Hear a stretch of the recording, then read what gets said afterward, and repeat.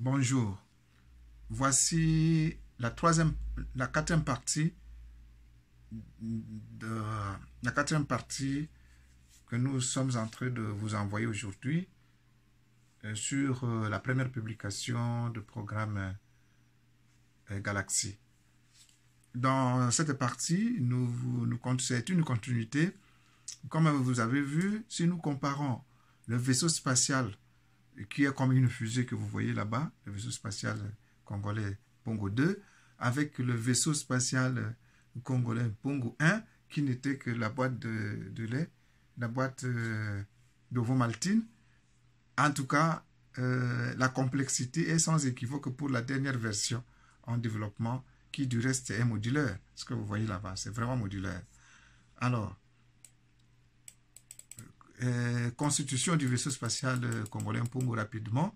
Les défis à relever étaient la création d'un microclimat propice à la survie des galaxionautes, les noms donnés aux astronautes congolais par le savant Kekayachtian d'Afrique. Bon, c'est toujours vous-même qui m'avez donné ces noms, à haute altitude, et la garantie d'un retour au sol.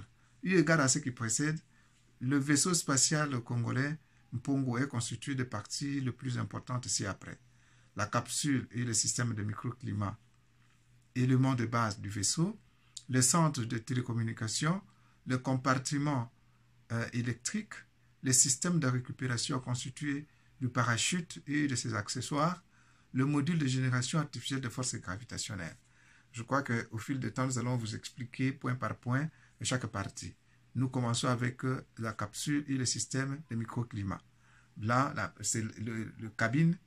C'est plutôt la cabine de notre galaxionaute. La capsule du vaisseau Mpongo est conçue de manière à assurer aux galaxionautes les conditions ci-dessous.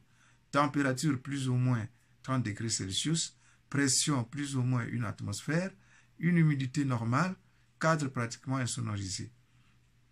Réservoir d'air décontaminé.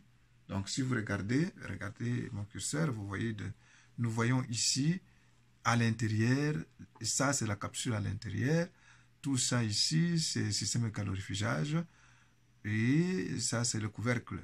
Comme d'habitude, nous prenons des histoires de récupération. Je crois ça, vous voyez bien que c'est les... Vous verrez vous-même, c'est mieux que vous puissiez voir. Ce sont des systèmes histoires de récupération. Donc, dans les conditions où le vaisseau Mpongo doit voyager au-delà de l'atmosphère, ou à de très hautes altitudes, où il y a rareté d'air, il faut lui assurer l'alimentation en oxygène pour garantir la survie de l'être à embarquer. À cet effet, un réservoir d'oxygène est embarqué avec régulateur de pression. Ce que vous voyez ici. Donc, le module de génération de gaz de respiration avionique, à ce moment-là, en dépit de son espace exigu que vous avez vu là-bas, l'habitacle est doté d'un certain nombre de modules électroniques et d'autres informatisés, devant permettre d'avoir le plus grand éventail possible de données pour une maîtrise complète de ces attitudes. La collection de toutes ces données permettra d'améliorer la version suivante de notre vaisseau, ainsi progressivement jusqu'à l'élaboration de la version finale de notre navette spatiale Mpongo. Voici le module déjà opérationnel à ce jour. GPS pour la localisation. Nous avons la puissance sonore. Vous voyez, ce sont des applications que nous avons modifiées pour que ce soit utilisé. Module de lecture des intensités sonores. Nous avons dit que le système est insonorisé. Nous devons connaître la fréquence des ondes sonores qui envahissent la capsule. Si nous voyons que tout est bon et qu'il y a un peu de bruit et le galaxionaute n'est pas à l'aise, nous allons étudier cela et nous allons connaître qu'est-ce qu'il y a vraiment au juste, ce qui a fait que est-ce que c'est les... Bon, peut-être qu'on va... C'est quelle est la fréquence de son qui les dérange beaucoup. Module de lecture de fréquence, comme nous avons ici. Contrôle d'attitude de capsule. De capsule, comme vous voyez là-bas. Module de contrôle d'attitude de vaisseau.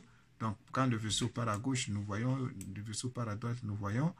Et puis, le contrôle des attitudes du vaisseau tel qu'il est présenté sur la table de commande.